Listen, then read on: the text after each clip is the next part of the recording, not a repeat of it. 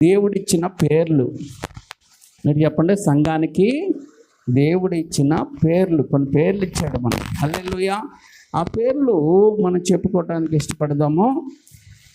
1 కొరింథీ పత్రిక 12వ అధ్యాయము, 1 కొరింథీ పత్రిక 12వ అధ్యాయము 27వ వచనం.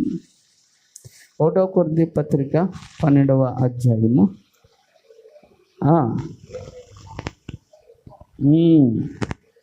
చాలండి. చిన్న ప్రార్థన. ప్రభువా, ఈ వాక్యం ద్వారా మాతో మీరు మాట్లాడండి. మన నరుల మాటలు మాకొద్దు, మనుషుల మాటలు మాకొద్దు. నీ మాటే మా జీవితాల్లో, మా అందరి జీవితాల్లో స్థిరపరిచి మమ్మల్ని దీవించి మమ్మల్ని సరి చేసి మహిమ పొందండి. నేర్చున్నాము తండ్రి. ఆమేన్. హల్లెలూయా, హల్లెలూయా. దేవుడు, చెప్పండి, దేవుడు నిన్ను ప్రేమిస్తున్నాడు. పక్కన వాళ్ళకి చెప్పండి, దేవుడు నిన్ను ప్రేమిస్తున్నాడు. దేవుడు నిన్ను ప్రేమిస్తున్నాడు. దేవుడు, చెప్పండి, నన్ను ప్రేమిస్తున్నాడు. మీరు చెప్పుకోండి, దేవుడు నన్ను ప్రేమిస్తున్నాడు. డౌటే లేదు. హల్లెలూయా. అందులో డౌటే లేదు, అందులో డౌటే అనుమానం ఉండక్కర్లేదు. హల్లెలూయా. ఎందుకంటే బైబిల్ చెప్తుంది, దేవుడు లోకమును ఎంతో ప్రేమించింది. అంటే దేవుడు లోకాన్ని ప్రేమించినోడు నిన్ను నన్ను ప్రేమించడనా? నీ కొరకు నా కొరకు రక్తం కార్చి ప్రాణం పెట్టాడంటే, ఆయన రక్తంతో నిన్ను కొన్నాడంటే ప్రేమించాడని అర్థం. హల్లెలూయా. ఎవరైనా ఏదైనా పెడుతున్నారంటే ప్రేమతో పెడుతున్నారని అర్థం. లేకపోతే ఉత్తిని ఎవరు పెట్టేస్తారు? దేవుని స్తోత్రం. హల్లెలూయా. సరే, 1 కొరింథీ పత్రిక 12వ అధ్యాయం 27వ వచనంలో అక్కడ ఏం రాయబడ్డదంటే, మీరు క్రీస్తు యొక్క శరీరమై ఉండి వేరుగా అవయములై ఉన్నారు అన్నాడు. దేవుని స్తోత్రం. మన అందరము ఎవరట? క్రీస్తు శరీరం అంట. మనం ఎవరండి? క్రీస్తు శరీరం. The body of the Christ. The body of Christ. The body of Christ అంటే మనం క్రీస్తు శరీరం. ఇప్పుడు క్రీస్తు శరీరం అంటే మీ శరీరం కోసం మీకు తెలుసా తెలీదా? చెప్పండి అమ్మా. మీ శరీరం కోసం మీకు తెలుసా? మీకు బాగా తెలుసా? మీకు తెలిసినట్లకి ఎవరికీ తెలీదు. దేవుని స్తోత్రం. మీ శరీర బాగోగులు మీకు తెలిసినట్లుగా ఇంకెవరికి తెలీదు. హల్లెలూయా. అందుకే శరీరము మనమైతే శిరస్సు ఆయనంట. ఏమంటే శరీరం మనమైతే శిరస్సు ఆయన. శిరస్సు అంటే కమాండ్, అంటే ఏది మన కమాండ్ చేస్తుందో ఆ బాడీ అది చెయ్యాలి ఖచ్చితంగా. అదేంటో కానీ దేవుని వాక్యం మనము శరీరం అని, ఆయన శిరస్సు అని చెప్తున్నా, ఆయన కమాండ్ చేస్తుంటే మనం చేయట్లేదు. అది విచిత్రం. మీ శరీరం అయితే తల చెప్పినట్టు మీ శరీరం వింటుందా? అది తీసుకున్నారు, అది తింటున్నారు, అక్కడికి వెళ్తున్నారు, శుభ్రంగా మొహం కడుక్కో అంటే కడుగుతున్నారు, కూర్చో అంటే కూర్చుంటున్నారు, కొంచెం అలసటగా ఉంది పడుకో అంటే పడుకుంటున్నారు, ఆ పని చేస్తున్నారు, వారితో మాట్లాడు. ఎవరు చెప్తున్నారు ఇవన్నీ? మైండ్ చెప్తుంది నాకు. మైండ్ లేకపోతే ఆడేం చేస్తాడో అడిగి తెలియదు కదా. మైండ్ లేసిన వాళ్ళు మెంటల్ వాళ్ళు అంటారు. కాబట్టి మీకు మైండ్ ఉంది కనుక మైండ్ చెప్తున్నట్టు మీరు చేస్తున్నారు, అది సక్రమంగా ఉంటుంది కదా. మరి దేవుడు మన బాడీ అయితే, మనం ఆయన శిరస్సు అయితే, మరి ఆయన చెప్పింది మనం ఎందుకు చేయట్లేదు? ఆయన ఒకటి చెప్తుంటే మనం ఒకటి చేస్తున్నామంటే మనకి ఏముంది? ఇప్పుడు మనం ఎవరి ఆత్మచేత నడిపించబడుతున్నాం? మనం ఎవరి కమాండ్మెంట్లో మనం ఉన్నాం అని ఎప్పుడైనా ఆలోచించారా? ఇప్పుడు మైండ్ ఏం చెప్తుంది? అక్కడికి వెళ్ళి అది తీసుకో అంటే తీసుకో, అక్కడికి వెళ్ళి శుభ్రంగా చేతులు కడుక్కో, ఆ తర్వాత వచ్చి ఆహారాన్ని తిను అని చెప్తాను. కొంచెం ఉంటారు మెంటల్ వాళ్ళు, వాళ్ళకి శుభ్రంగా చేతులు కడుక్కొని రా అంటే వాళ్ళు ఎక్కడికి వెళ్తారు తెలుసా? చేతులు కడుక్కోమంటే వాళ్ళకి ఎక్కడికి వెళ్తారు తెలుసా? భోజనం పట్టుకొని వస్తారు. మీరు అక్కడ కూర్చోండి అని చెప్తే ఎక్కడ కూర్చుంటారు తెలుసా? ఎక్కడికి వచ్చి కూర్చుంటారు. అంటే మీరు అది చెయ్యండి అని చెప్తే వాళ్ళు ఏం చేస్తారు తెలుసా? ఇంకోటి ఏదో చేస్తూ ఉంటారు. అంటే వాళ్ళు ఏం చేస్తూ ఉంటారో, మనం చెప్తున్నది మైండ్కి వెళ్ళిన ఆ మైండ్ మన మాటను రిసీవ్ చేసుకోకుండా ఏదేదో చేస్తుంది అనమాట. అప్పుడు వాళ్ళని ఏమంటారు చెప్పండి? ఇంకొక పని చేయట్లేదు. పని చేయట్లేదు. అందుకే ఏమండి ఆవిడ అది చేస్తుందని హాస్పిటల్లో చూపించాలంట. ఏం చూపించాలా? హాస్పిటల్కి చూపించాలా.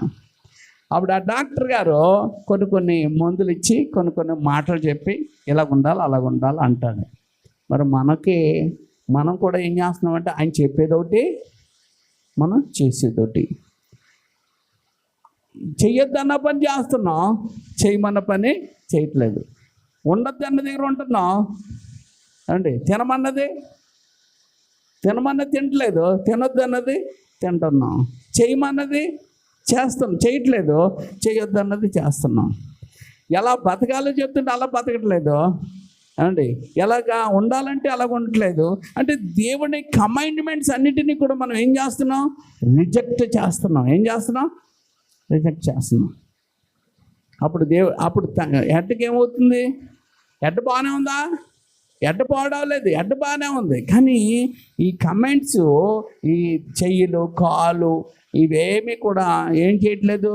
రిసీవ్ చేసుకోవట్లేదు. ఆ రిసీవ్ చేసుకోలేని ఏమంటే విధంగా ఉంటే ఆ చేతులకి ఏంటంటే ఏదో వచ్చిందనమాట. ఏంటి? రోగం. ఆ రోగము దాన్నే ఆత్మీయ రోగం అంటారు. ఆ ఆత్మీయ రోగం నుండి నువ్వు స్వస్థత పొందుకోవాలి. హల్లెలూయా. ఇప్పుడు సంఘంలో మనందరం ఉన్నాం. ఒకరిని చూసి అంటే నీవు నేను మనం అందరం ఎవరంటే బాడీ ఆఫ్ ద క్రైస్ట్ అట. మనందరం ఒకటే. కానీ ఈ చెయ్యిని ఎక్కిరెంతుందంట. ఈ చెయ్యి ఏం చేస్తుంది? నువ్వు ఏంటో చేస్తావు తెలుసా? నువ్వు అసహ్యమైన పని చేస్తావు, నేను మంచి పని చేస్తానని ఈ చెయ్యి ఏం చేస్తుంది? ఈ చెయ్యిని ఎటకారం చేస్తుందంట. ఈ కన్నుని ఎటకారం చేస్తుందంట. ఈ ముక్కు ఈ నోరుని ఎగతాళి చేస్తుందంట. ఈ కాలుని ఎగతాళి చేస్తుందంట. అంటే ఒకటికొకటికి ఏమవట్లేదంటే పడట్లేదు. ఒక అవయానికి ఏమవట్లేదు?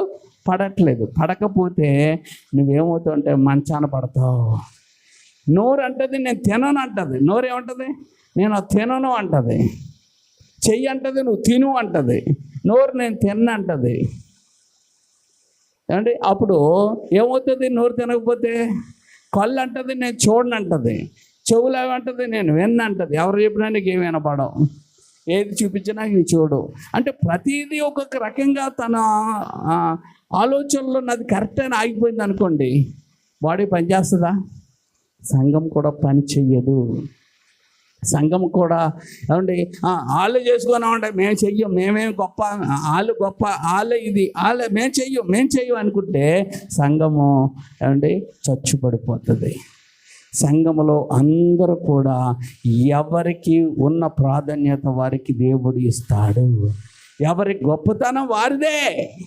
పాటలు పాడేవారి గొప్పతనం వారిదే, వాక్యాలు చదివేవారు గొప్పతనం వారిదే, తుడిచేవాళ్ళు గొప్పతనం వారిదే. చెప్పండి, ఇంకా దేవుడి కొరకు ఇచ్చేవారి గొప్పతనం వారిదే. ఎవరి గొప్పతనము దేవుడిలో వారికి ఉన్నది. ప్రతి అవయవానికి ఎడం చేతికి ఉన్న గొప్పతనం ఎడం చేతికి ఉంది, కుడి చేతికి ఉన్న గొప్పతనము కుడి చేతికి ఉంది. అందుకే ఒక కాలు నడవకపోతే దేహం అంతా కూడా ఆ మంచం మీదే ఉంటుంది, నువ్వేది చేయలేవు. అందుకంటే కళ్ళు నేను గొప్ప అనుకుంటే ఒళ్ళంతా కళ్ళు అయితే ఏమైనా ప్రయోజనం ఉంటుందండి? ఇక్కడ ఎవ్వరు గొప్ప కాదు. అందుకే కళ్ళు గొప్పవేనా? గొప్పవే. కానీ చెవుల కంటే గొప్పవా? కాదు. అంటే చెవులు గొప్పవే, కళ్ళు కంటే గొప్పవా? కాదు. నోరు గొప్పదే, చెప్పండి. ముక్కు కంటే గొప్పదా? కాదు. ముక్కు గొప్పదే, నోరు కంటే గొప్పదా? అంటే ఏదికి దానికే విలువ దేవుడు ఇస్తున్నాడు. ఎవరికి విలువ వారికి దేవుడి సన్నిధిలో ఉంటుంది. హల్లెలూయా. ఎవరి విలువ వారిదే. నాకులాగా అనుకోద్దు. అది అపవాది కుట్ర. అంటే చేతికి ఏమైందంటే జబ్బు వచ్చింది, గజ్జి వచ్చింది అనుకుందాం. ఈ చేతికి గజ్జి వచ్చింది అనుకుందాం. గజ్జి వచ్చింది కదా, దేహం అంతా అంటుకుపోతుందని దాన్ని ఏం చేద్దాం? కట్ చేసేద్దామా? అంటే కట్ చేసేద్దామా? మరి దీనికి ఏం చేయాలా? దానికి మందు రాస్తే ఈ చెయ్యికి తర్వాత భారము ఉండదు. దాన్ని ఎలాగైనా పోనీ అని వదిలేసింది అనుకో, అది కట్ చేసేసారు, చెట్టుకి అయిపోయి కట్ చేసేసారు అనుకుందాం, అప్పుడు ఈ చేతికి ఏమవుతుంది? అన్ని పనులు ఈ చేతికి అవుతాయి. కాబట్టి మనము ఏమండి వాళ్ళ వైపు వీళ్ళ వైపు వాళ్ళ వైపు వేలు పెట్టి చూడటం కాదు, ప్రేమతో చూడాల. అది దేవుడి వాక్యం చెప్తుంది. ప్రేమతో వందనాలు చెప్పుకోండి అన్నది బైబిల్లో. ప్రేమతో అంటే అసూయతో కాదు, గర్వంతో కాదు, అహంకారంతో కాదు. వారి కూడా శరీరములో ఒక పార్టు అని ఎప్పుడైతే అనుకుంటావో ఆ పార్ట్. అందుకే ఏమండి ఎప్పుడైనా మొహం కడుక్కొని ఏమండి వచ్చేస్తారా? కాళ్ళు చేతులు కూడా కడుక్కుంటారా? స్నానం చేసినప్పుడు కొన్ని అవయవాలు రుద్దుకుంటారా? ఒళ్ళంతా రుద్దుకుంటారా? రుద్దుకుంటాం కదా. అంటే దేన్ని కూడా మీరు ఏం చేయట్లేదు, తక్కువగా చూడట్లేదు కదా. అలాగే దేవుడు కూడా మనల్ని ఎవ్వరిని కూడా తక్కువగా చూడడం లేదు. ఎవరు ఇక్కడ తక్కువ కాదు, ఎక్కువ కాదు. ఇది కూడా బాగా నేర్చుకోండి. ఎవరు తక్కువ కాదు, ఎక్కువ కాదు. కానీ మన హృదయాల్లో ఏం పెడుతున్నాడో తెలుసా? వారు గొప్ప అంటున్నారండి, మీరు గొప్ప అంటున్నారండి, వీళ్ళు అలాగంటండి, వీళ్ళు ఎలాగంటండి, వాళ్ళు అలా నడుస్తున్నారంటండి, వాళ్ళు ఎలా నడుస్తున్నారంటండి, వాళ్ళు ఎలా జీవిస్తున్నారండి, వాళ్ళు అలా అవును జీవిస్తారు. వారి కోసం కొన్ని అవయవాలు, కొన్ని లోపాలు ఉంటాయి. ఆ లోపాల కోసం నువ్వేం చేయాలంటే ప్రార్థన చేయాలా. ఏ ప్రార్థన? కన్నీటితో నువ్వు ప్రార్థన చేయాలి. కానీ అలాంటి చేయట్లేదు. కానీ మాటలు ఎక్కువ అనుకుంటున్నారు. విస్తారమైన మాటల్లో దోషాలు, పాపాలు ఉంటాయి. అందుకే ఎక్కువ మాటలు చెప్పుకుంటాం కంటే ప్రార్థన చేసే దేవుడు వాక్యాన్ని పెట్టి దేవుడు పాదాల దగ్గర పెట్టుకుంటే సమస్తము చక్క చేసేవాడు ఆయన. సంఘాన్ని చక్క చేసేవాడు ఆయన, సంఘాన్ని కుదురు చేసేవాడు ఆయన. అందుకే ఎవరిని మనం అనకూడదు. ఏమంటే ఇంకొక మాట చెప్పనా? మీరు నన్ను ఏదైనా అడిగారు అనుకోండి, నేను కాదన్నాను అనుకోండి, అప్పుడు మీకు ఏమొస్తుంది? నిజంగా చెప్పండి. ఏమిటండి ఏదో అది అడిగినంతలో అది ఇవ్వడానికి ఆయన కోపం వచ్చింది, ఆయన ఎలాగన్నారు అలాగన్నారు, ఇదేం ప్రేమ లేదండి అతనికి, అతను జాలి లేదండి, అది లేదండి, ఇది లేదండి, ఖచ్చితంగా అనుకుంటారు కదా. అదే నేను మిమ్మల్ని అడిగాను అనుకోండి ఏదైనా, అది మీరు ఇవ్వలేదు అనుకోండి, అప్పుడు నాకేమవుతుంది? నాకు కోపమే. చూడండి అడిగింది ఇవ్వలేదు, నాకు నా మాటను చేస్తారని కోపం వస్తుంది. ఇవి సహజమైన కోపాలు ఇవి. కానీ నేను చెప్పిన మాట వినకపోతే నాకు కోపం వచ్చింది, మీరు చెప్పిన మాట నేను అనకపోతే మీకు కోపం వచ్చింది. కానీ నీ కోపం నా కోపం అవి వేస్ట్. నీ కోపం నా కోపం దేవుడి నీతిని నెరవేర్చవు. ఇవన్నీ పక్కన పెట్టి నీ మాటలో నా మాటలో వ్యర్థం. కాబట్టి నా మాట పాటిస్తే పాటించావు, లేకపోతే లేదు. నీ మాట పాటిస్తే పాటించాను, లేకపోతే లేదు. కానీ ఆయన మాటలు మాత్రం పాటించి తీరాలి. అందుకే పేతురుని ప్రభు అడుగుతారు, ఏమనుకుంటున్నా నా కోసం అంటే, నీవే నిత్య జీవపు మాటలు గలవాడు. నీవు నిత్య జీవపు మాటలు అంటే మా మాటలు అప్పుడు వరకే, సాయమైనా ఏదైనా అక్కడ వరకే. అది నువ్వు పాటిస్తే పాటించు, లేకపోతే లేదు. కోపపడితే పడు, లేకపోతే లేదు. కానీ ఆయన మాటల విషయంలో మాత్రం కోపపడడానికి ఎవరికి తాగదు. కారణం ఏంటి? ఆయన మాటలో స్వస్థత ఉంది, ఆయన మాటల్లో జ్ఞానం ఉంది, ఆయన మాటల్లో జీవం ఉంది, ఆయన మాటలో ఏమండి శక్తి ఉంది. హల్లెలూయా. మరి ఆయన మాట తోసేయకో. నా మాట తోసేసినా పర్లేదు, ఆ కోపం అక్కడతో పోద్ది. నీ మాట నేను తోసేసినా పర్లేదు, నీకు కూడా అక్కడ పోద్ది. కానీ ఆయన మాటలు తోసేయడం ఏంటో తెలుసా? తిరుగుబాటు. చెప్పండి, ఆయన మాటలు తోసేయడం తిరుగుబాటు. ఆయన మాటలు తోసేయడం ఏంటో తెలుసా? మూర్ఖత్వము. చెప్పండి ఏంటి? ఆయన మాటలు తోసేయడం ఏంటో తెలుసా? సోది చెప్పుకునే పాపము. అంటే విగ్రహారాధన చేసినంత పాపము. ఆయన మాటల్ని మనం ఏం చేస్తున్నామంటే విని తోసివేస్తున్నాం. నా కోసం చెప్పారండి, నా కోసం ఎలాగన్నారండి, నా కోసం అలాగ. నీ కోసం ఏంటి? పాట పాడుకుంటున్నావు కదా, నాతో అబ్బా ఎంత బాబుగా పాట పాడేవో. మరి నీతో మాట్లాడికి ఎవరి మధ్య మాట్లాడతాడు? గోడలతో మాట్లాడుకుంటాడా? నీతోనే మాట్లాడతాడు. అయితే అందులో ఒక 5 పాయింట్లు నీతో మాట్లాడాడేమో, లేకపోతే ఒక మాట నీతో మాట్లాడాడేమో, లేకపోతే 2 మాట్లాడాడేమో, 3 మాట్లాడాడేమో. లేకపోతే అన్ని మాటలు నీతోనే మాట్లాడాడేమో. కాబట్టి ఏదో ఒకటి మాట్లాడతాడు దేవుడు.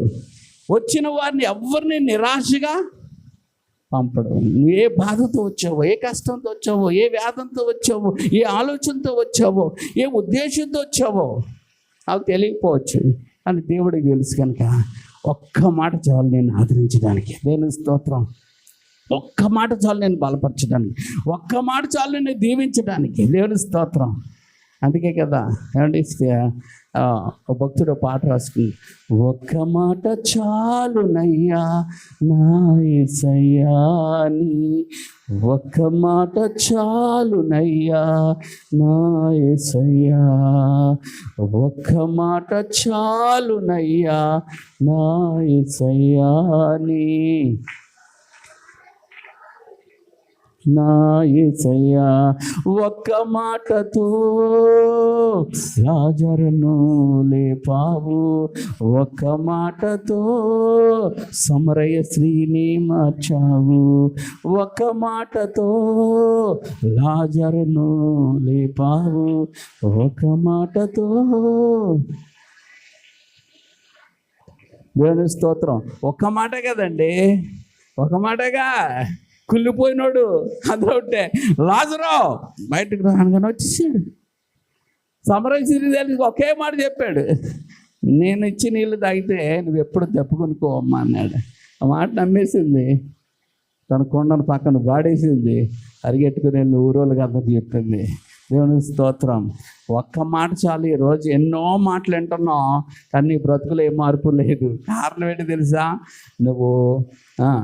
నువ్వు మైండ్ ఇస్తున్న కమైండ్మెంట్స్ తీసుకోవట్లేదు. నీ ఆలోచనలతో నీ బుర్ర నింపుకొని నడుతున్నావు. నీ ఆలోచనలను బోడి చేసుకోమన్నాడు దేవుడు. ఏమన్నాడు? నీ ఆలోచనలు బోడి చేసుకోవాలి. చాలామంది వెళ్ళి ఎక్కడికెక్కడ గుండు కొట్టించుకొని వస్తూ ఉంటారు. పాస్టర్ గారు గుండు కొట్టించుకోవచ్చా, గుండు కొట్టించుకోకూడదని. నువ్వు గుండు కొట్టించుకో, అది పెద్ద ఏమీ లెక్కేం కాదు. కానీ నీ ఆలోచనలన్నీ కూడా దేవుడి సందుకు వచ్చిన తర్వాత ఏం చేసుకోవాలంటే బోడి చేసుకోవాలి. ఏం చేసుకోవాలా? నువ్వు బోడి చేసుకున్నప్పుడు దేవుడు తన ఆలోచనలతో నిన్ను నింపుతాడు. దేవుని స్తోత్రం. హల్లెలూయా. బోడిగుండ అక్కర్లేదు, నీ లోన ఏం చేసుకోవాలా? బోడి చేసుకోవాలా. దాంట్లో ఏం చెప్తాడు ఆయన వాక్యముతో నింపుతాడు, నీకు సొగసునిస్తాడు. హల్లెలూయా, హల్లెలూయా. కాబట్టి మనము దేవుని యొక్క శరీరము, మన దేవుని యొక్క శరీరము. కాబట్టి చెయ్యకున్న ఆధిక్యత చెయ్యకుంటుంది. చెప్పండి. ముక్కుకున్న ఆధిక్యత ముక్కుకుంటుంది, చెవికున్న ఆధిక్యత చెవికుంటుంది, నోరుకుండే ఆధిక్యత నోరుకుంటుంది. చెప్పండి. కాళ్ళకుండే ఆధిక్యత కాళ్ళకుంటుంది. అంతే అనుకోకండి, కనిపించని అవయవాలు ఉన్నాయి, వాటికి ఇంకా ఆధిక్యత లోనుంది. అవి ఎప్పుడు కనబడవు. గుండె కనబడుతుందా? గుండె. ఊపిరితిత్తులు కనబడతాయా? అంటే కిడ్నీలు కనబడతాయా? పేగులు కనబడతాయా?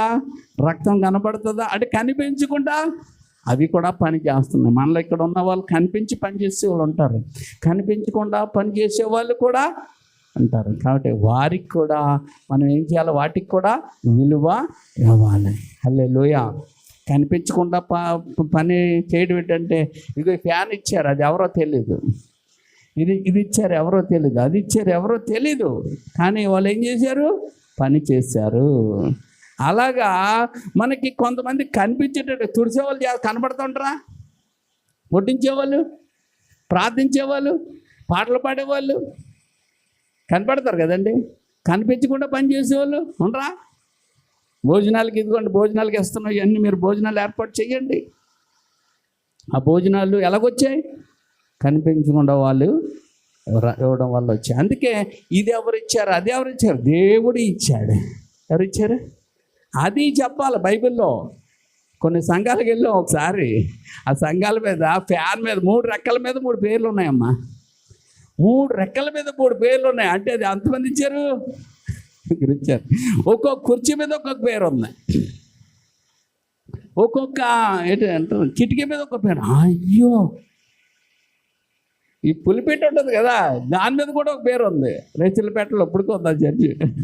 నేను చూసి ఓరే దౌర్భాగ్యులారా, అడుక్కున్న వాళ్ళు రా మీరు ఎవరో అడుక్కున్న వాళ్ళు. మీరు మన దేవుడు అడుక్కున్నవాడా? వాళ్ళు అడుక్కున్న వాళ్ళు, పలానాడు అడుక్కున్నారు. కానీ దేవుడు అడుక్కునేవాడు కాదు, ఇప్పించేవాడు. దేవుని స్తోత్రం. హృదయాలు ప్రేరేపిస్తే ఏమండి దేవుడి కార్యాలన్నీ ఆయన జరిగించుకుంటాడు. హల్లెలూయా. ఒక అబ్బాయి, ఒక అన్యుల అబ్బాయి, ఒక తాటేకు పాక, ఆ పాకలో పాస్టర్ గారు ప్రార్థన చేస్తున్నారట. అయ్యా ఇదిగో ఆయన కింద గచ్చులు కూడా లేవు సరైనవి, ఇదిగో ఈ పాక కారిపోతుంది, ఈ పాకలో ఆయన ఆరాధన చేయడానికి సరిగా లేదయ్యా, సహాయం చేయండి. నా దగ్గర చూస్తే ఏమీ లేదు, కానీ నువ్వు ధనవంతుడు కదా, నీ దగ్గర ఉన్నాయి కదా, నువ్వు కట్టించాలయ్యా అంటే సంఘంలో ఉన్న వాళ్ళందరూ అంతంత మట్టుకోలే. ప్రార్థన చేస్తే ఒక యవనస్తుడు వచ్చేటట, మంచిగా వచ్చి ప్రార్థన చేసుకుంటున్నాడట. కన్యడితో ప్రార్థన చేసుకుంటూ చూసాడట. చూసి అయ్యా నా కొరకు ప్రార్థన చేయండి, దేవుడి కొరకు ఏదో ఒకటి నేను చేయాలనుకుంటున్నానని చెప్పాడట. అలాగే బాబు ప్రార్థన చేద్దామని అంటే వెళ్ళిపోయాడు. ఏంటి అంటే అమెరికా వెళ్ళాలనుకుంటున్నాడట. మంచి ఉద్యోగం కోసం చూస్తుంటే అమెరికాలో మంచి ఉద్యోగం వచ్చిందంట. దేవుని స్తోత్రం. వెంటనే ఏమండి డబ్బులు డ్రా చేసుకుని వచ్చి ఆ చర్చినంతా అతను ఒకటే కట్టించేసాడట. దేవుని స్తోత్రం. ఏంటనుకుంటున్నారు దేవుడి కార్యాలు విచిత్రంగా ఉంటాయి. ఆయన విచిత్రాలు, ఆయన కార్యాలు విచిత్రాలు, ఆశ్చర్యాలు. దేవుని స్తోత్రం. అందుకే ఒక ఆయన ఎలాగన్నాడు, చిత్రాలు వాడే నా యేసయ్య అంటే చిత్రంగా ఉంటాయి పనులన్నీ. హల్లెలూయా. కానీ ఒక విషయం, సాతానుడు మాత్రం కుటుంబాల్లో సంఘాల్లో చొరబడతా ఉన్నాడు. అపవాదికి చోటు ఇద్దని బైబిల్ చెప్తుంది. మనం చోటు ఇవ్వడం వల్ల ఎక్కడికి వచ్చాడు? కుటుంబంలోనికి వచ్చేసాడు, సంఘంలోకి వచ్చేసాడు. అందుకే సంఘంలో అసూయ, ద్వేషం, కుళ్ళు, ఏమండి చెప్పండి, ఒకరినొకరు గౌరవించుకోలేని తత్వం ఎక్కడికి వచ్చేసాయి? సంఘంలోకి వచ్చేసాయి. దేవుడు చెబుతున్నది ఒకటి, మనం చేస్తున్నది ఒకటిగా మారడానికి కారణం ఏంటంటే అపవాది మనల్ని దారి తప్పిస్తూ ఉన్నాడు. అందుకే వాక్యం కూడా వస్తుంటే రోడ్డు మీద తిరుగుతాడు. నిన్న ఒక కుర్రోడు వచ్చాడు, వెనక్కి వచ్చి ఉన్నాడు, అలా పోతున్నాడు. ఆడికి చర్చికి వచ్చావనేది ఇదే లేదు. ఆడికి ఇది ఒక చర్చు, జాగ్రత్తగా వినాలి, జాగ్రత్తగా ఉండాలని లేదు. ఎలా కొంచెం కూర్చున్నాడు, ఎలా తీసుకున్నాడు, మళ్ళీ బయటపడి. అంటే ఆడి మైండ్ సరిగా ఉందంటే మైండ్ సరిలే. అంటే దేవుడికి అనుకూలమైన మైండ్లు కావాలి మనది. మనం దేవునికి అప్పగించుకునే శరీరము కావాలి. ఆయన ఏం చెప్తే కూర్చో అంటే కూర్చోవాలి, నుంచోవాలి, ప్రార్థన చేయాలా, ఆరాధించు చెయ్యాలా, ఆనందించాలి. అంటే ఆయన ఏం చెప్తే. కానీ మనదేమవుతుంది? ఆయన చెప్పేదోటి, మనం చేసేదోటి. దీవెనలు వస్తాయా? ఆశీర్వాదాలు వస్తాయా? పన్నులు వస్తాయి. ఏమంటే మాస్టర్ గారు చెప్పేది ఒకటి, మనం చేసేది ఒకటి అయితే వారికి ఏమొస్తుంది చెప్పండి? పనిష్మెంట్ వస్తుంది. మాస్టర్ గారు చెప్పే క్వశ్చన్ ఒకటి, నువ్వు రాసి ఆన్సర్ ఒకటి అయితే ఎన్ని మార్కులు వస్తాయి చెప్పండి? గుడ్డు సున్నా వస్తుంది కదా, ఫెయిల్ అయిపోతాం. ఈరోజు ఆశీర్వాదాలు ఇవ్వాలని దేవుడు పిలిచాడు. మనల్ని ఎందుకు పిలిచాడు? మీరు ఆశీర్వాదాలకు వారసులు అవ్వడానికి నేను మిమ్మల్ని పిలిచానని చెప్పాడు. కానీ దేవుడి దగ్గరకు వస్తున్నావు కానీ ఆశీర్వాదమే లేదు నీలో. దానికి కారణం ఏంటి తెలుసా? నువ్వు వెన్నుటకు మటుకు వింటావే కానీ దాని ప్రకారం ఏ మాత్రం చెయ్యవు. మరి కోపం వస్తుందా రాదా? నువ్వు ఎవరినో పిలిచి ఒక మాట చెప్తేనే, వాళ్ళు చెయ్యకపోతేనే నీ కోపం, నా మాట ఎవరు వినకపోతేనే నాకు కోపం. చిన్న వాటికే నాకు కోపం వచ్చేస్తే మరి ఆయన విలువైన విషయాలు చెప్తున్నప్పుడు అవి చెయ్యకపోతే ఆయన కోపం రాదంటారా? ఆయన కోపపడువాడు. పౌరుషము గల ప్రభు కోపింపగ పర్వతముల పునాదులు వణికెను. పౌరుషము గల ప్రభు కోపింపగ పర్వతముల పునాదులు వణికెను. ఉరుములు మెరుపులు మెండుగా చేసి, మెండుగా చేసి అపజయమేచ్చును. అపజయమిచ్చును అపవాదికిని యెహోవా నా బలమా. యథార్థమైనది పరిపూర్ణమైనది నీ మార్గం యెహోవా. నా శత్రువులు నన్ను చుట్టినను, నరకపు పాశము లరికట్టినను. నా శత్రువులు నరకపు పాశములరికట్టినను. వరదవలే భక్తిహీనులు, వరదవలే భక్తిహీనులు పొల్లిన నన్ను ఎడబాయని దేవా, బాయని దేవా యెహోవా నా బలమా. యథార్థమైనది పరిపూర్ణమైనది నీ మార్గం యెహోవా. నువ్వంటే దేవుడికి బాగా ఇష్టం. నువ్వు మాట వింటలేదనే కోపం, నువ్వు మాట వింటలేదనే బాధ, నువ్వు మాట వింటలేదనే వేదన. ఎందుకు అంటే నువ్వు బాగుపడాలని. ఏ తల్లిదండ్రులైనా పిల్లల్ని గద్దించడానికి, ఏమండి హెచ్చరించడానికి కారణం ఏంటి చెప్పండి? కొట్టడానికి కూడానే. వాళ్ళు బాగుపడాలనే కానీ వాళ్ళు చావాలని, వాళ్ళు నాశనం అవ్వాలని ఏ తల్లిదండ్రులు అనుకోరు. ఒకవేళ అనుకున్నా వాళ్ళంత దౌర్భాగ్యం ఇంకెవరు ఉంటారు? అలాంటి వాళ్ళు ఎవరైనా ఉంటే అంతకంటే దౌర్భాగ్యం లేరు. కానీ తల్లి అయినా మర్చునేమో కానీ నేను మిమ్మలను మరువను అన్నాడు. ఎంత గొప్ప మాట అండి అది, సామాన్యమైన మాట కాదు. హల్లెలూయా. కాబట్టి దేవుడు నిన్ను నన్ను ఏమండి ఆశీర్వదించాలి, దీవించాలంటుంటే మన దేవుని సన్నిధికి వచ్చి ఏమంటే మనము దరిద్రులుగా మార్చబడ్డానికి కారణం ఏంటంటే ఆయన మాట మనం వినకపోవడమే, ఆయన మాటకు మనం లోబడకపోవడమే, ఆయన చెప్పినట్లు మనము జీవించకపోవడమే కేవలము మన దరిద్రానికి, మన అనారోగ్యానికి, లేకపోతే మనకు వచ్చే సమస్యలకి, మనకు వచ్చే ఏమంటే పరిస్థితులకి అన్నిటికీ కారణము మనమే, దేవుడు కాదు. చాలామంది దేవుడు ఏంటంటే ఇలాగే దేవుడు చేతికో, దేవుడు చాలా మంచోడు, అందుకే సర్వశక్తి కలిగిన దేవుడు ఏమండి ఏంటండి అన్యాయము. మరి నువ్వు అన్యాయం చేసాడు అంటవేటి? దేవుడు అన్యాయం చేయడం అసంభవం అమ్మా. ఎవరికి అన్యాయం చేయడు, ఆయన మేలు చేసేవాడే, సహాయం చేసేవాడే, ఆదరించే. నువ్వు ఒకవేళ ఎన్ని ఘోరమైన పాపాలు చేసినా అయ్యా నన్ను క్షమించు ప్రభువా అంటే క్షమించేవాడే. హల్లెలూయా, హల్లెలూయా. అంటే క్షమించడా? దావీదుని క్షమించలేదా అంటే? క్షమించడాయినా పాపాత్మురాలైన స్త్రీని క్షమించలేదా? క్షమించే దేవుడు. పక్షవాతంతో పాపంతో నింపబడి పక్షవాతంతో పడిపోయినోడిని కర్మాన్ని పట్టేసుకుంది. ఏమని పట్టేసుకుందమ్మా? కర్మ. అది ఎవరైనా విడిచిపెట్టదు కానీ కర్మ విడిచిపెట్టదట. అందుకే ఎవడు చేసుకున్న పాపము వాడు అనుభవించక తీరదని చెప్పారు పెద్దలు. ఇదేంటే నిజమేనండి, అది నిజమే. అందుకే కర్మ పట్టేసుకుందండి పక్షవాతం ఉన్నవాడిని. అంటే కర్మ పట్టుకొని ఆడు యవనస్తుడు అయినప్పటికీ మంచాన్ని పట్టేసాడు. మంచాన్ని పట్టయితే అప్పుడు ఒక 4 స్నేహితులు వచ్చి 4 కోళ్ళ వైపు పట్టుకొని ఆడు మంచంతోనే ఎక్కడ తీసుకొచ్చారు? ప్రభు దగ్గర తీసుకొచ్చారు. తీసుకొస్తే ప్రభు దగ్గర ఏమైనా ఖాళీ ఉందా? ఖాళీ లేదు. అప్పుడు ఏం చేశారు వాళ్ళు? అది పెంకులట. ఆ పెంకులు విప్పుతుంటే వాండర్ ఊరుకుంటాడండి? వాండర్ ఊరుకుంటాడా? ఆ లోన ఉన్న వాళ్ళు ఊరుకుంటారా? ఏదైనా పెంకు పడితే వాళ్ళ మీద పడదు. కానీ వాళ్ళు ఏం చేశారో, ఎలా మాట్లాడారో, ఏమేమి చెందారో, ఏ రిస్క్ అయినా గట్టికి తెగించి వచ్చారు కనుక వారు ఆ వ్యక్తిని ప్రభు ఉన్న చోటకి తాళ్ళు కట్టి దించినప్పుడు ప్రభు వారి విశ్వాసాన్ని చూశాడు. హల్లెలూయా.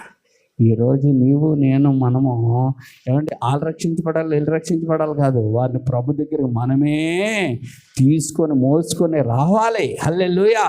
ఎవరు రారు. వాళ్ళు సాతాను కట్ల చేత బంధించబడినోడు ఎవడొచ్చేస్తాడు? ఎవడో రాడు, వాడిని మోసుకొని రావాలా. హల్లెలూయా. వాడిని ఏం చేయాలి? మనం మోసుకొని రావాలా. దేవుడి బిడ్డలు వాళ్ళ విశ్వాసాన్ని చూశాడు యేసయ్య. చూసి ఆ పక్షవాతం అంటే నోరు పనిచేయదు, అటు కాళ్ళు చేతులు ఏం పనిచేయం. వాడిని ఏమన్నాడు? అటు నీ పాపములు క్షమించబడ్డాయి, ఎత్తుకుని వెళ్ళిపోన్నాడు. హల్లెలూయా. అక్కడే స్వస్థత వచ్చింది. కాబట్టి ఎంత ఘోరమైన పాపులని వేసే క్షమిస్తాడు, రైటే. కానీ నువ్వు మార్పు చెందాలి. అక్కడి నుంచి ఏమవ్వాలా? మార్పు చెంది ప్రభువు ఏం చెప్తున్నాడో దాని ప్రకారం నువ్వు చేయాలి. కానీ అలా చేద్దాం అనుకుంటున్నావు, వాక్యం పట్టుకుంటున్నావు, కానీ శక్తి సరిపోవట్లేదు నీకు. కొన్నిసార్లు ఏమవట్లేదు, నీకు వస్తున్న శోధనలో నువ్వు జయించడానికి నీకు శక్తి సరిపోవట్లేదు. ఎందుకంటే నువ్వు వాక్యాన్ని ఎక్కువ చదవట్లేదు. అందుకే వాక్యాన్ని బాగా చదవాలి, ప్రార్థన చేయాలి. అంత కూడా అవుతున్నా శక్తి సరిపోవట్లేదంటే నువ్వు పరిశుద్ధాత్మ శక్తిని పొందుకోవాలి. హల్లెలూయా. అందుకే అన్నాడు ఏమండి, నా వెనక ఇచ్చినవాడు అగ్నిలోను పరిశుద్ధాత్మలో బాప్తిస్మం ఇస్తాడు అన్నాడు. అగ్ని బాప్తిస్మం అంటే ఏంటి తెలుసా? చాలామందికి తెలియక అగ్ని బాప్తిస్మం 2 రకాలు. ఒకటి నిత్యాగ్ని, 2 పరిశుద్ధాత్మ అగ్ని. ఆ కాన్సెప్ట్లో అక్కడ చెప్పింది అగ్ని ఏంటో తెలుసా? అది నరకం అనే అగ్ని. అలాగే అపోస్తలుల కార్యం 2వ అధ్యాయంలో చెప్పింది ఏంటో తెలుసా? అది పరిశుద్ధాత్మ అగ్ని. హల్లెలూయా. కాబట్టి కొన్ని కాన్సెప్ట్లో మనం తెలుసుకోవాలా. కాబట్టి కొన్ని చోట్ల చెప్పాడు, వారు బుద్ధి కలిగిన కన్యలు, బుద్ధి లేని కన్యలు, వారు ఏం కొనుక్కున్నారట? నూనె కొనుక్కున్నారట. ఏం కొనుక్కున్నారమ్మా? మన వాళ్ళు దంచి కొట్టేస్తారు. ఏమంటారు తెలుసా? అది పరిశుద్ధాత్మ, ఆత్మ అంటారు. నూనె ఆత్మ. అక్కడ నూనె ఆత్మ కాదు. ఎందుకంటే నూనె వాళ్ళు ఏం చేశారు? నూనె ఏం చేశారమ్మా? తెలీదా? కొనుక్కున్నారు. పరిశుద్ధాత్మడు ఎవరిని కొనుక్కోరు.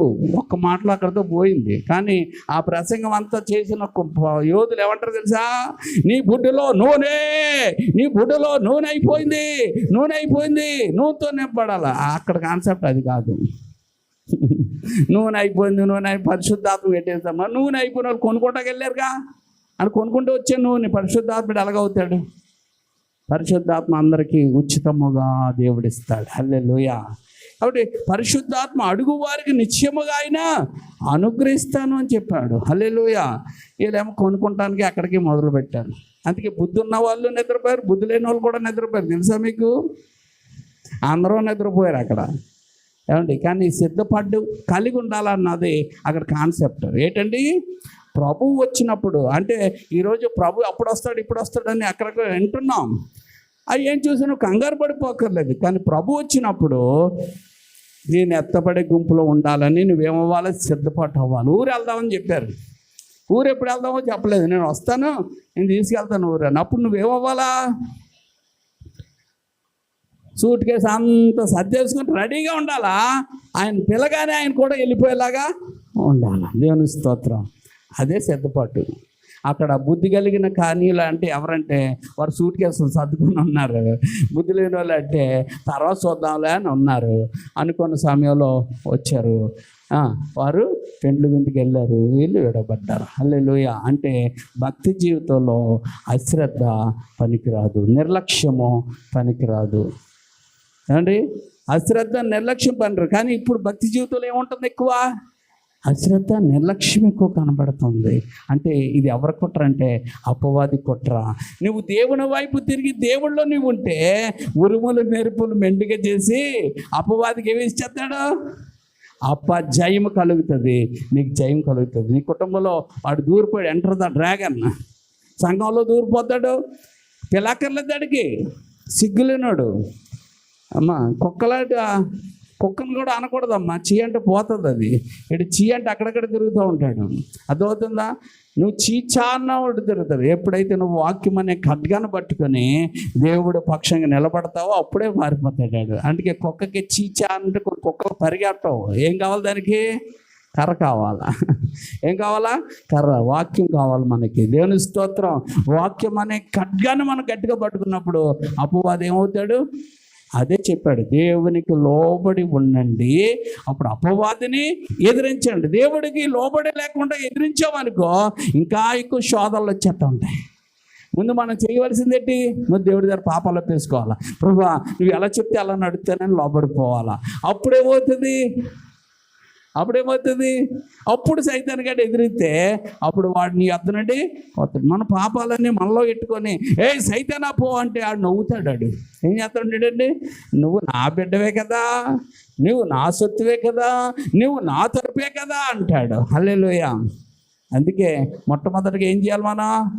మన పాపములను ఆయన దగ్గర ఒప్పుకొని కన్నీటితో ఆయన పాదాలు మనం కడిగేయగలిగితే ఆయన వెంటనే గుండెలకు హత్తుకుంటాడు. ఎప్పుడైతే ఆయన మనం చేరదీస్తాడో నూతన బలం మనకి వస్తుంది. అందుకే కుటుంబాల మీద దాడి చేస్తున్నాడు అండి. కుటుంబాల మీద దాడి. అక్కడ ఏ గొడవ ఉండదు.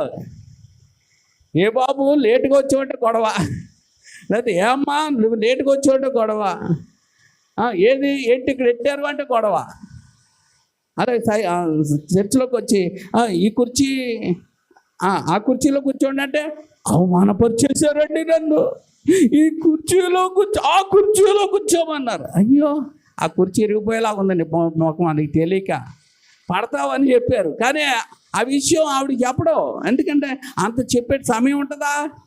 కాబట్టి అమ్మ ఈ కుర్చీలో కాదు, ఈ కుర్చీలో అంత అవమానపరిచాడు. నేను రేపు నుంచి ఇంకా చర్చికి రానండి అంటే అసలు గుర్తు ఏంటో తెలుసుకోకుండానే డిసిషన్లు తీసుకునే మనుషులు అంటే ఆలోచన లేదు ఏమంటే అపార్థాలు ఎక్కువ. ఇదే సైతాను యొక్క కుట్ర ఏంటంటే ఆలోచన ఉండదు, అపార్థాలు ఎక్కువ చేసుకునేలా పెడతాడు. అది ఎక్కడ బాగున్నాయి తెలుసా? కుటుంబాల్లో కూడా ఆలోచన ఉండదు, సంఘంలో కూడా ఆలోచన. ఇలా జరుగుతున్నాయంటే ఇక్కడ ఎవడ పని చేస్తున్నాడు? అపవాది. మరి ఇక్కడ దేవుడు లేడా? దేవుడు ఉన్నాడు, కానీ దేవుడు చూస్తూ ఉన్నాడు. కారణం ఏంటంటే దేవుడికి నువ్వు లోబడితే దేవుడు నీ పక్షాన్ని కార్యం చేస్తాడు. నువ్వు ఇప్పుడు ఎవడికి లోబడి మాట్లాడుతున్నావు, ఎవడి మాట వింటున్నావు, ఎవరి మాట ప్రకారం జీవిస్తున్నావు అంటే అపవాది మాట ఉన్నప్పుడు దేవుడు వచ్చేసి క్రియేట్ చేస్తే ఏమంటాడు తెలుసా? ఏ దేవా నువ్వు న్యాయవంతుడు కదా, నా పక్షాన వాళ్ళుంటే నువ్వు వాళ్ళ పక్షానికి ఎందుకు వస్తున్నావు అంటాడు. వాళ్ళు ఎవరి మాట వింటున్నారు? నా మాట వింటున్నారు, నేను చెప్పినట్టు వింటున్నారు, నేను చెప్పినట్టు చేస్తున్నారు, నేను చెప్పినట్టు జీవిస్తున్నారు. వాళ్ళు నీ పిల్లలుగా అవుతారు, వాళ్ళు నా పిల్లలు అంటున్నాడు. అందుకే యేసు ప్రభు కూడా అదే అన్నాడు. వాళ్ళు మాటలు చూస్తే ఏ మాటలు ఉన్నాయి? ఏసే మాటలు. వాళ్ళ పనులు చూస్తే ఏ పనులు ఉన్నాయి? అపవాది పనులు. అప్పుడు యేసు ప్రభు అన్నారు, అబ్రహాం మీ తండ్రి అని చెప్తున్నారు రైటే, కానీ మీరు అబ్రహాం క్రియలేయి కదా, మీకు అబ్రహాము క్రియలేయి. కాబట్టి మాటలైతే మీరు అబ్రహాం మాటలే, కానీ మీ క్రియలు అపవాది కనుక మీరు అపవాది పిల్లలు. మీ తండ్రి అనుసరించిన మాటే మీరు అనుసరిస్తున్నారు. వాడు అబద్ధికుడు, వాడు నరహంతకుడు, వాళ్ళలో సత్యమే లేదు. అందుకే చర్చకు వచ్చిన వాళ్ళు చాలామంది నేను చూస్తున్నాను, ఫోన్ ఎత్తితే వాళ్ళు అన్ని అబద్ధాలే, నా ఎదురుగుంటేనే అబద్ధాలు ఆడుతున్నారు. ఎంత తప్పండి అది. నువ్వే పిల్లడు రా, నువ్వు దేవుడు పెట్టావు కదా. ఒకవేళ నువ్వు చెప్పే ప్లేసు ఆడు మంచోడు కాదు, నేను వచ్చి ఎత్తుకెళ్ళిపోతాడు అనుకుందాం ఎవడో, అప్పుడు నువ్వేం చెప్పాలా? నేను చాలా అర్జెంట్ పనిలో ఉన్నాను రా బాబు, తర్వాత చూసుకుందాం అంటే దాన్ని తప్పించుకోవడం అంటారు. తప్పించుకోవడం వేరు, అబద్ధాలు చెప్పడం వేరు. యేసు ప్రభు కూడా కొన్నిసార్లు తప్పించుకొని వెళ్ళిపోయాడు. కొన్ని చోట్ల నుంచి ఏమవ్వాలమ్మా మనం? తప్పించుకొని వెళ్ళడం తప్పులేదు, అది పాపం కాదు. కానీ అబద్ధాల మీద అబద్ధాలు ఆడడం అది ఎవరికి బలం? అపవాదికి బలం. నీ దేవుడు నీ విషయంలో ఏమీ చెయ్యడప్పుడు. అందుకే దేవుడు ఎలాగున్నాడంటే ఏమండి, అపవాది మీద కోపంతో ఉన్నాడు, నీ మీద నీ విషయంలో బాధతో ఉన్నాడు. నీ విషయంలో బాధ, అపవాది మీద కోపం. నువ్వు దేవుడి పక్షంగా వస్తే వెంటనే దేవుడు నీ పక్షంగా నిలబడి ఏం చేస్తాడు? అపజయమిచ్చును అపవాదికి, అపజయమిచ్చును అపవాదికి. ఇప్పుడు యెహోవా నా బలమా యథార్థమైనది. పూర్ణమైనది అందుకే యథార్థంగా నువ్వు ఉన్నప్పుడు, సత్యంగా ఉన్నప్పుడు దేవుడు నీ పక్షంగా బలంగా నిలబడతాడు. నీకు ఎలా నిలబడతాడు దేవుడు? నీ బలముగా నిలబడతాడు. దేవుని స్తోత్రం. అప్పుడు అపవాది కార్యాలు, అపవాది తంత్రాలు తరిమి వేయబడతాయి. అప్పుడు మనశ్శాంతి కలుగుతుంది, నెమ్మది కలుగుతుంది, ఆరోగ్యం కలుగుతుంది, సమృద్ధి కలుగుతుంది, విజయాల మీద విజయాలు చూస్తాం. ఇది లేదు మనకి. మనం శరీరమే అనుకుంటున్నాం కానీ, బాడీ ఆఫ్ ద క్రైస్ట్ అనుకుంటున్నాం కానీ, మనం ఈ క్రైస్ట్ చెప్పినట్టుగా ఈ బాడీ నువ్వు ఎక్కడ ఉండొద్దంటే అక్కడ ఉంటున్నావు, ఏది చెయ్యొద్దంటే అది చేస్తున్నావు, ఏది తినొద్దంటే అది తింటున్నావు, ఏది మాట్లాడొద్దంటే అది మాట్లాడుతున్నావు, ఏది చూడొద్దంటే అది చూస్తున్నావు. అవునా? ఏది వినొద్దంటే అండి అయ్యే ఏయి కల్పితాలు, దాన్ని ఏమంటారు? కల్పనా కథలు అవి కదండి, ఇంకా ఉంటాయి. ఏంటంటే చెడు కల్పితం ఏమంటారు? లోకడుపులోకి వెళ్ళిపోతాయి. ఏంటయ్యి? చెప్పుడు మాటలు. చెప్పుడు మాటలు అంటే తెలుసా, ఒక ఆవిడకి ఒకటి చెప్తే అది ఇంకో రూపం మార్చేసి ఇంకొకరు చెప్తారు, ఆ రూపం మార్చేసి ఇంకొకరు చెప్తారు. దాన్ని ఏమంటారంటే చెప్పుడు మాటలు అంటారు. చెప్పుడు మాటలు లోకడుపులోకి వెళ్ళిపోతాయంట. ఆ చెప్పుడు మాటలు వినే వారి విషయంలో ముంగమరి దేవదాసయ్య గారు పరిశుద్ధాత్మ శక్తిని పొందుకుని గొప్ప సేవ చేశారు. ఆయన అన్నాడు, చెప్పుడు మాటలు చెప్పేవారికి ఏముంటుందట అమ్మా? చెప్పేవారికి ఏం లేదు అమ్మా, చెప్పేవారికి శక్తి లేదు, వినేవాళ్ళకి భక్తి లేదు. దేవుని స్తోత్రం. అంటే వీళ్ళకి వాళ్ళు ఎవరో చెప్పుకునే వాళ్ళు, వినేవాళ్ళు. అందుకే చెప్పుడు మాటలు విన్నప్పుడు ఏమన్నాలో తెలుసా? తప్పమ్మా, దేవుడి విషయంలో ఇలాగ ఉండకూడదురా, దేవుడు సేవకుల విషయంలో ఇలా మాట్లాడకూడదురా, సంఘ బిడ్డల విషయంలో ఇలా మాట్లాడకూడదురా, తప్పు, ఇది మాట్లాడకు అని అక్కడే ఖండించాలి. కానీ వీళ్ళు ఏం చేస్తారు?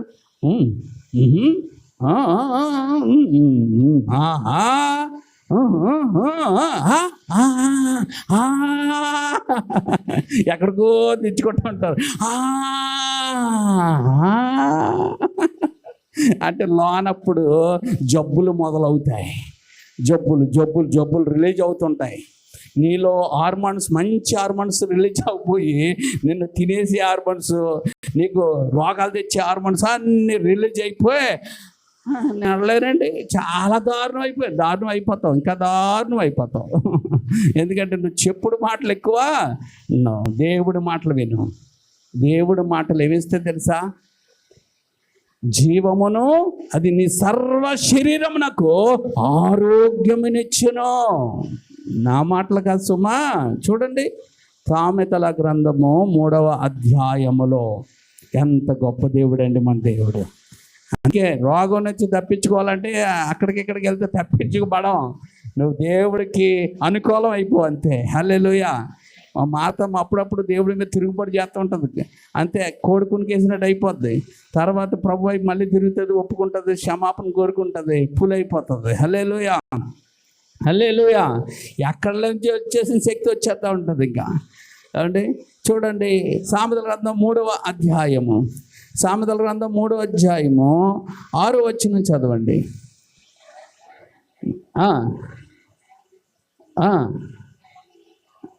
చూసారా? అంటే నీ ప్రవర్తన ఆయనకు ఒప్పుకుంటేనే కానీ నీ జీవితంలో ఆయన పూనుకోడు. ఒకటి పైన చూడండి 5వ వచనం, నీ స్వబుద్ధిని ఆధారం చేసుకోకు అన్నాడు. చూసారా? అంటే నేను అనుకున్నదే కరెక్ట్ అండి, నేను చెప్పేదే రైట్ అండి, నేను అన్నదే నీ వద్దు, నీ సొంత బుద్ధి వదిలేయి, దేవుడి వాక్యంలోకి వచ్చాయి. హల్లెలూయా. వాళ్ళు ఇలాగన్నారండి, వీళ్ళు ఇలాగన్నారండి, నన్ను ఎందుకు అన్నాలంటే ఇలాగా, అది వదిలేయి. ఏమంటే నేను వాళ్ళు నన్ను ఎందుకు ఎలాగ అనుకోవాలండి, నేను అనుకోవటం వదిలేయి. నేను అనుకున్నది వదిలేయాలి, మీరు అనుకున్నది వదిలేయాలి. అవి సొంత మాటలు వదిలేయండి. ఇప్పుడు ఏ మాటలకు రావాలా? దేవుని మాటలకు వచ్చాను. అందుకే నీ స్వబుద్ధి అంటే నీ సొంత ఆలోచనలు, పద్ధతులు, మాటలు పక్కనట్టే. వాళ్ళు వీళ్ళు ఏదో అనుకున్నారు, వదిలే. కానీ నువ్వు ఎందులోకి వచ్చేయాలా? దేవుని మాటలోకి పోతావు. వచ్చి ఏం చేయాలా? ప్రవర్తనలోకి వెళ్ళాలా. మాటలు ఎందులోకి వెళ్ళిపోవాలా? ప్రవర్తనలోకి వెళ్ళి ఆయన అధికారం అంతటికి, అంటే ఆయన వాక్యానికి సంపూర్ణంగా నువ్వు లోపడిపోవాలి, ఒప్పేసుకోవాలా. అప్పుడు ఆయన నీ జీవితంలో పని మొదలెడతాడు. దేవుని స్తోత్రం. నీ పనులు, అడ్డంకులు, ఆటంకాలు ఏమున్నాయో అన్నిటినీ ఇప్పుడు తొలగించడం మొదలెడతాడు ఆయన. హల్లెలూయా. నీకు ఈ శత్రువుకి ఎవరు నిలబడ్డారో వారిని 4 తనడం మొదలెడతాడు. దేవుని స్తోత్రం. హల్లెలూయా. ఆయనకి అప్పగించేసుకున్నావు కనుక. ఏమంటే 7వ వచనం చూడండి.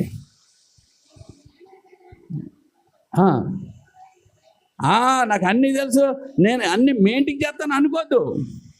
నువ్వు చేయలేని చాలా ఉన్నాయి కాబట్టి నువ్వు చెడుతనం ఉంది కదా, అది మొదట విడిచిపెట్టేశానండి పాస్టర్ గారు, ఆయన అధికారాన్ని లోపడిపోయానండి, నేను అది నష్టమైనా విడిచిపెట్టేసానండి అని నువ్వు అనుకున్నావు. అదే నేను చెప్తున్నాను. ఒక ఫారెస్ట్ ఆఫీసర్ ఉన్నాడట, అది ఇంట్లో దొంగ సరుకు ఉందంట. ఏమంటే ఎన్ని రకాలైన భక్తి చేసినా, ఎన్ని రకాల మాటలన్నా ఆ ఒంట్లో కానీ ఇంట్లో కానీ ఏం లేదు, శాంతి సమాధానం లేదట. అప్పుడు ఆయన అర్థమైందట, దైవజనుడిని నా ఇంటికి తీసుకొస్తే బాగుంటుంది అనుకున్నారు. ఈ రోజులో కూడా చాలామంది దైవజనుడిని మా ఇంటికి తీసుకెళ్తే ప్రార్థన చేసుకుంటే బాగుంటుందని ఆశపడుతున్నారు. మంచిదే, కానీ దైవజనుడు చెప్పినట్టు చేయాలి అక్కడ. దేవుని స్తోత్రం. ఇంటికి తీసుకెళ్ళిన తర్వాత ఏం చేయాలా? ఆ దైవజనుడు వాక్యానుసారంగా చెప్పినప్పుడు దానికి లోపడాలా.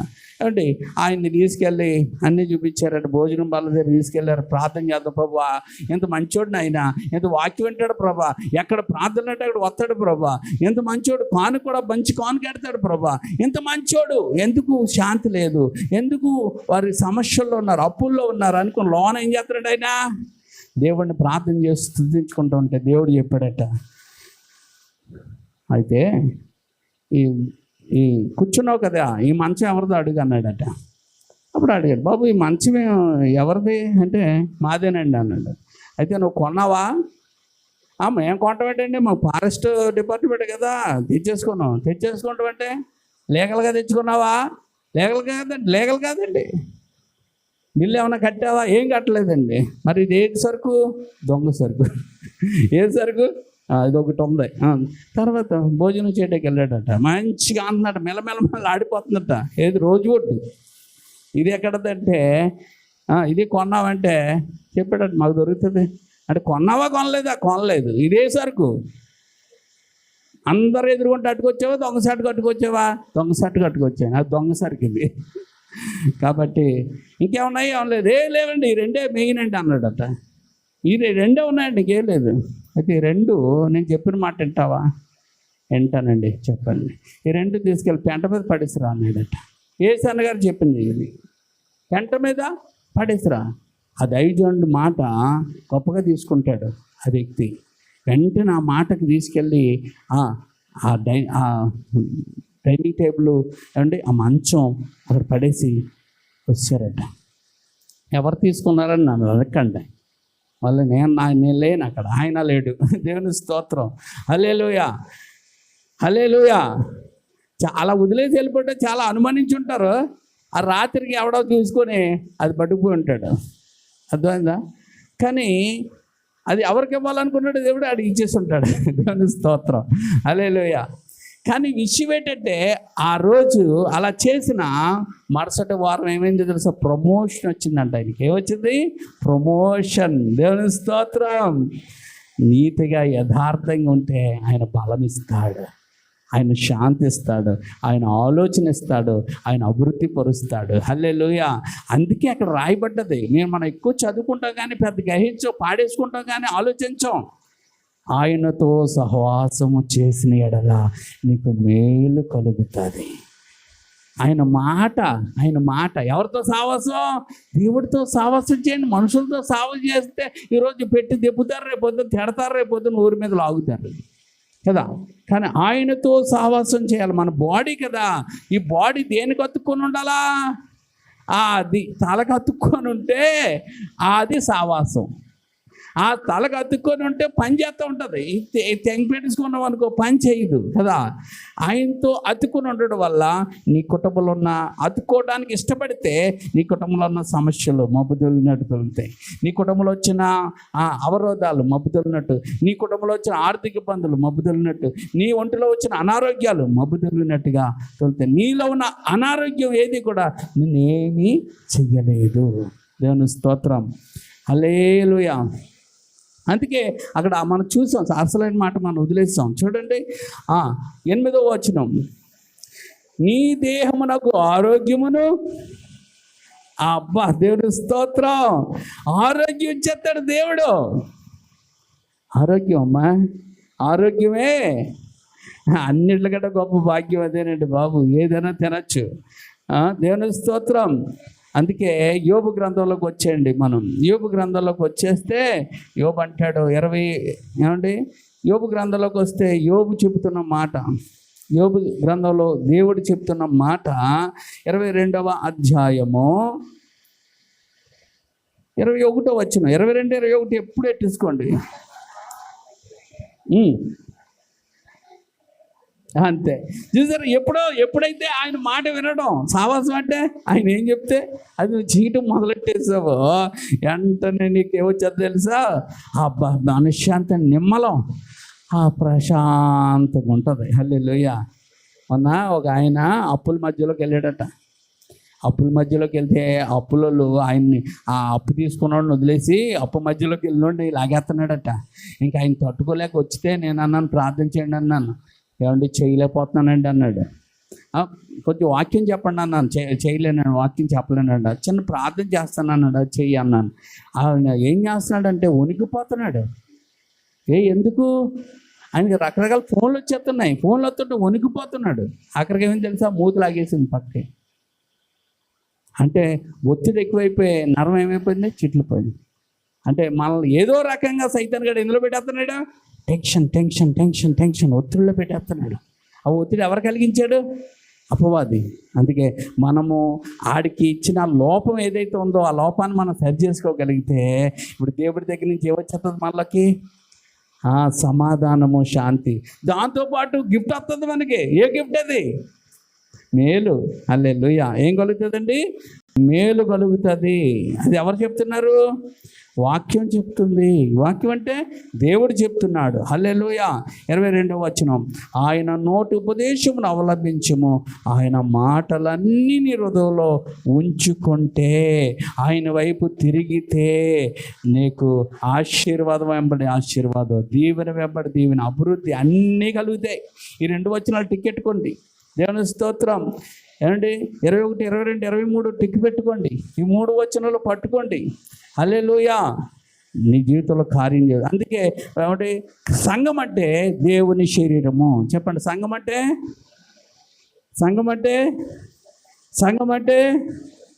ఇది ఎప్పుడు మర్చిపోద్దు. దేవుని స్తోత్రం. నీవు ఆయన సొత్తు. నువ్వెవరు? నీ సొత్తు కాదు, నీవు ఆయన సొత్తు. చెప్పండి, నేను ఆయన సొత్తు. నేను ఆయన సొత్తు. అంటే నువ్వు అమ్మబడ్డావు. నువ్వేమనుకున్నావంటే నేను నా సొత్తు అనుకొని వెళ్తానండి చర్చికి, లేకపోతే వెళ్ళనండి, పాడితే పాడతానండి, పాడనండి, ప్రార్థన చేస్తానండి, చేయనండి, దేవుని పనిలో ఉంటానండి, ఉండండి. అంటే నువ్వు ఏం తీసుకుంటున్నావు? దేవుడు నిన్ను కొనుక్కుంటే నువ్వేం చేస్తావంటే నీ జీవితాన్ని నీ చేతుల్లో తీసుకుంటున్నావు. కానీ మన జీవితం ఎవరి చేతిలో ఉండాలా? ఆయన చేతిలో పెట్టినప్పుడు ఆయన చెప్పినట్టు చేయాలి. కానీ మన జీవితం మన చేతిలో పెట్టుకుంటాం. ఇప్పుడు చూడండి, పొలం అమ్మేసాం. ఆ పొలం అమ్మేసి ఇది నాది నాది అని ఎవరిని చెప్తున్నావు అనుకో, కొనుక్కున్నాడు ఏం చేస్తాడండి? గట్టిగా వార్నింగ్ ఇస్తాడు, నీదేటరా, నీ దగ్గర నేను కొనుక్కున్నావు, అది మాది, నాది. అందుకే అమ్మేసిన పొలంలోకి వెళ్ళి నువ్వు పండ్లు ఫలాలు కోసుకుంటానంటే ఎవరిని ఒప్పుకుంటారా? అలాగే నిన్ను ఆయన కొనుక్కున్నాడు. నీలోకి ఇంకెవరు రావడానికి వీల్లేదు. అందుకే నువ్వు చేయ పనులన్నింటిలో ఆయన నీకు ఎలా ఉంటాడో తోడుగా ఉంటాడు. ఆయన నిన్ను దీవిస్తాడు, ఆయన నిన్ను ఆశీర్వదిస్తాడు, ఆయన నిన్ను స్వస్థపరుస్తాడు, ఆరోగ్యం ఇస్తాడు. ఏమిస్తాడు? ఏమండి, తన పిల్లలకి తల్లి ఏమనుకుంటుంది? నా పిల్లలు జబ్బడిపోవాలనుకుంటుందా? మంచి ఆరోగ్యంగా ఉండాలనుకుంటారు. మన తండ్రి కూడా మనకి ఆయన ఆరోగ్యము ఇస్తాడు. దేవుని స్తోత్రం. హల్లెలూయా, హల్లెలూయా. అందుకే బాడీ ఆఫ్ ద క్రైస్ట్ అంటే శరీరం ఎవరితో సాహసం చేయాలా? దేవునితో. నీతో సహవాసం సమాధానమిచ్చును, నీ మాట వింటే మేలు కలుగును. నీతో సహవాసం, నీ మాట వింటే యేసయ్యా